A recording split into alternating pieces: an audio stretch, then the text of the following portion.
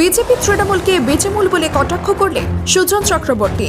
রবিবার ভাঙড়ে ডিওয়াইএফআই এর লোকাল কমিটির পক্ষ থেকে প্রকাশ্য সমাবেশ হয় ভোজেরহাট বাজারে। দেশজুড়ে কৃষক আন্দোলনের প্রতি সংহতি জানিয়ে বেকারের কর্মসংস্থান সৃষ্টির দাবিতে ও সাম্প্রদায়িক সম্প্রীতির রক্ষার্থে ভাঙড়ের ভোজেরহাটে প্রকাশ্য সভা হয়। সভা শেষে সাংবাদিকদের মুখোমুখি হয়ে বিজেপি তৃণমূলকে একযোগে বেচেমূল বলে আক্রমণ করেন সুজন চক্রবর্তী। সরাসরি লড়াই বিজেপি এবং তৃণমূলের, সেই জায়গায় দাঁড়িয়ে সিপিএম এর কি ভবিষ্যৎ?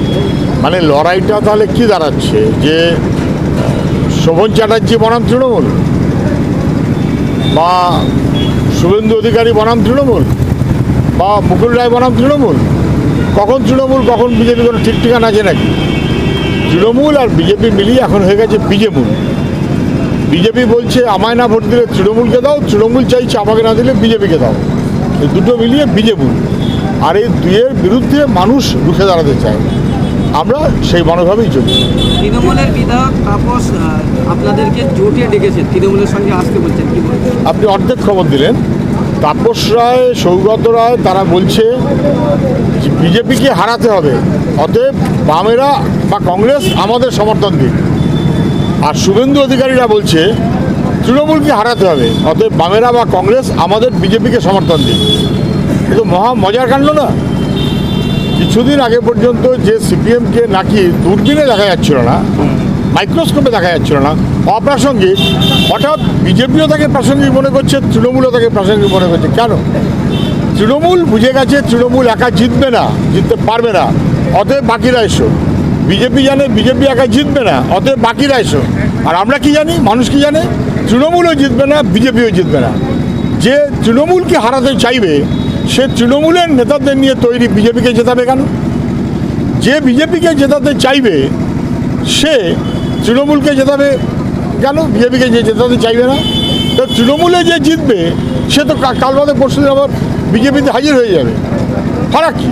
তৃণমূল না, বিজেপি না, এর বাইরে সমগ্র শক্তিকে ঐক্যবদ্ধ করে মানুষের লড়াই এগোবে। গত ইলেকশনে এখানে চাষার বেটা বনাম চাষির লড়াই হয়েছিল, এবার আমরা কাকে দেখব? চাষার বেটা আবার কে?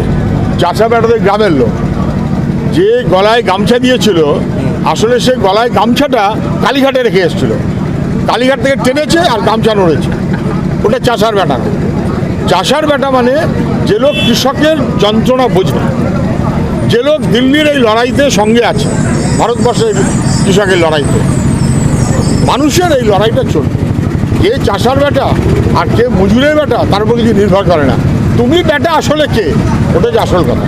ভাঙড়ের মুখ এদিনের সভায় উপস্থিত ছিলেন বিধায়ক ইব্রাহিম আলী, তুষার ঘোষ, গীতশ্রী সরকার সহ আরও অনেকেই। ভাঙড় থেকে ক্যামেরায় শামীমের সাথে জাকিরুল ইসলামের রিপোর্ট, এনবিটিভি।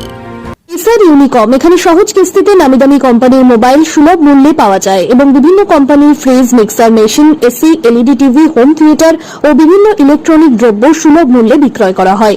ঠিকানা চিনিপুকুর রোড, কাশীপুর, দক্ষিণ 24 পরগনা। বিস্তারিত জানতে কল করুন 9153200300 নম্বরে।